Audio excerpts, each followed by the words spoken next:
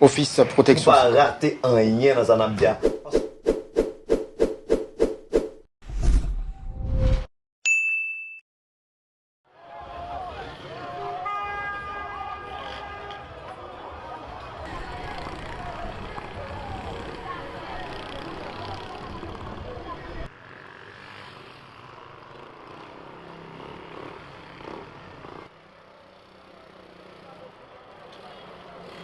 Monsieur le ministre des Affaires sociales et du Travail, Monsieur le secrétaire d'État à l'intégration des personnes handicapées, Monsieur le premier secrétaire d'État à l'intégration des personnes handicapées, représentants du gouvernement à tous les niveaux, Mesdames et Messieurs les représentants de la coopération internationale, chers partenaires et collègues des Nations Unies, distingués invités.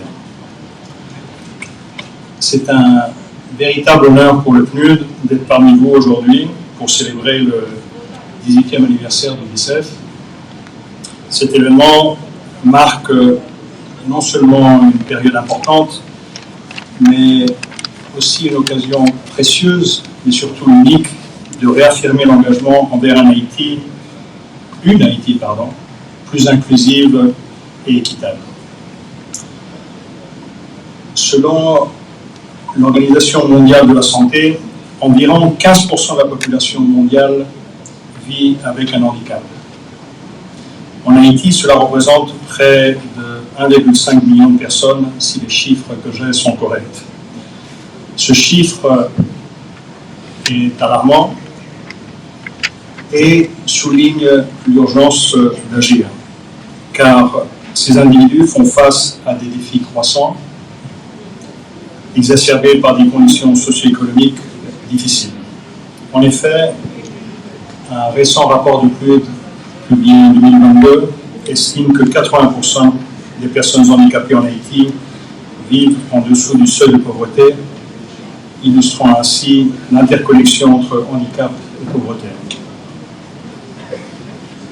L'inclusion des personnes handicapées est réellement essentielle, non seulement pour des raisons de justice sociale, mais aussi pour le développement économique. Des études montrent que chaque dollar investi dans l'inclusion des personnes handicapées peut générer jusqu'à 7 dollars de bénéfices économiques grâce à la réduction des inégalités et à l'augmentation de la productivité. Un rapport plus ou moins similaire de la Banque mondiale souligne aussi que les économies plus inclusives peuvent croître jusqu'à 6% de plus par an. Cependant, les défis considérables persistent. Environ 50% des enfants handicapés en Haïti n'accèdent pas à l'éducation formelle et ceux qui y parviennent ont souvent des niveaux d'apprentissage inférieurs. Cela compromet non seulement leur avenir, mais limite également le potentiel de la nation. De plus, le taux de chômage chez les personnes handicapées atteint jusqu'à 70%, un chiffre qui est naturellement bien au-dessus de la moyenne nationale. Pour surmonter ces obstacles, il est crucial d'adopter une approche intégrée et, comme le disait bien le secrétaire d'État, une approche transversale et multisectorielle. Cela implique de mobiliser non seulement les acteurs étatiques, mais également la société civile, le secteur privé et naturellement la communauté internationale dont je fais partie. Des initiatives telles que des programmes de formation professionnelle adaptés peuvent aider à intégrer les personnes handicapées dans le marché du travail, tout en favorisant un environnement inclusif. Il est aussi nécessaire de renforcer les efforts en matière de collecte de données désagrégées. Ces données sont cruciales pour comprendre les besoins spécifiques de cette population et pour concevoir des politiques publiques efficaces. En 2023, seulement 30% des données sur les personnes handicapées en Haïti, et je parle sous le contrôle du secrétaire, des données sur les personnes handicapées en Haïti étaient disponibles et utilisables pour la planification des politiques.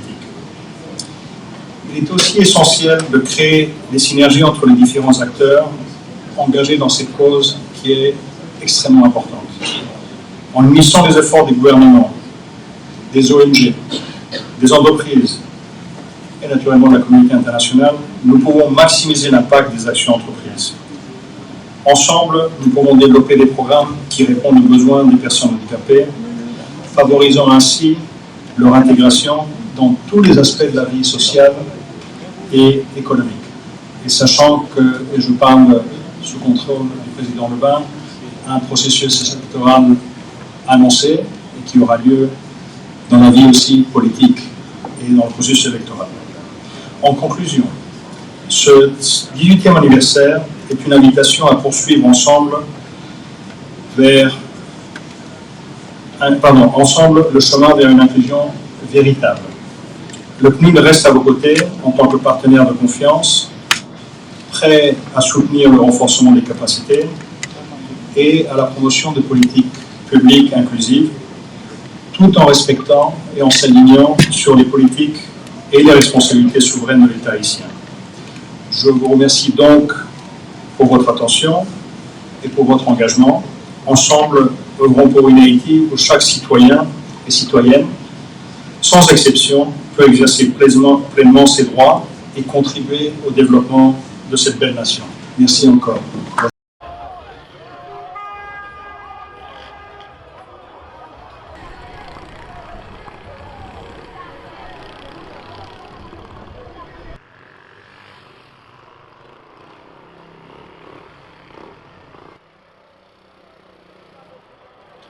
Office protection. Pas rater un rien dans Zanambia.